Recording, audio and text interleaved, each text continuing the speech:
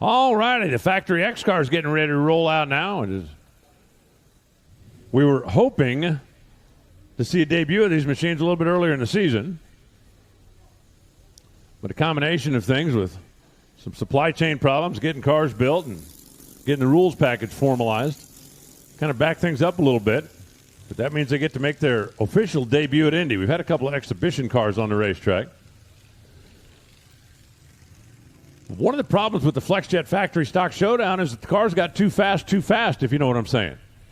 When you're dealing with a stock production automobile on a 9-inch wide tire like the Factory Showdown cars, the chassis can only certify to 7.5 seconds. Well, the cars are making plenty of power, and they're closing in on that, and there's no real good fix for the problem for those cars. The solution? Factory X. These cars, and I'm trying to figure out what Jim Cowan is doing over there on the left side. He didn't really do a burnout, just kind of rolled on up there and rolled on across the starting line, and now he's backing up. These cars utilize factory quarter panels, factory roofs. If you look at them, the factory dimensions are all pretty much there. But they are a full chassis race car underneath, so they will certify a whole lot faster.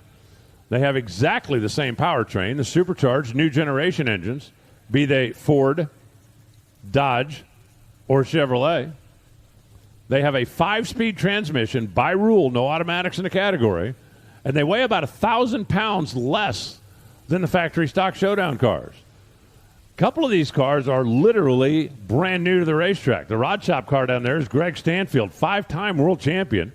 Now, he had this one out making a couple of exhibition runs in Norwalk earlier in the year. James Cowan over on the left side. He's out of Arizona, Rob Smith's machine. And rolling in behind him, we got a Dodge and a Ford to go side by side. They are still just kind of working things out. We got a brand new car and a brand new combination. How about 723 at 190 miles an hour? All right, Stanfield, now you're just showing off. 723, 190 miles an hour. That's hustling. I mean, that is really hustling.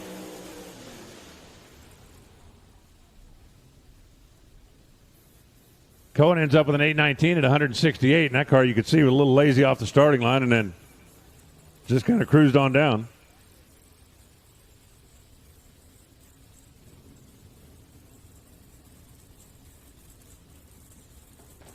And now we've got Alan Johnson, the former Pro Stock champion, who is driving the Blackbird. That is Jeff Turk's machine. If you follow drag racing, you almost had to have seen that at some point. The Blackbird, if it wasn't the first car built, it was one of them. They debuted it at the SEMA show, or at the PRI show, over a year ago. But it wasn't ready yet. I mean, it was kind of sort of done. Well, Jeff Turk, who has been a long-time campaigner, all of his cars have run the Blackbird moniker, got it done, took it to Bowling Green, crashed it in the first ever test at over 170 miles an hour. They got it rebuilt and got it back. Chris Holbrook over here on the right side driving the Mustang. Holbrook lives, breathes, and sleeps Fords. Varsity Ford on the door. 5.2-liter engine under the hood.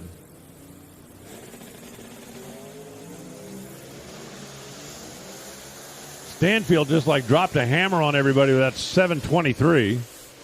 744 for the Ford, 183 miles an hour, 769 for Alan Johnson, driving Jeff Turk's Blackbird.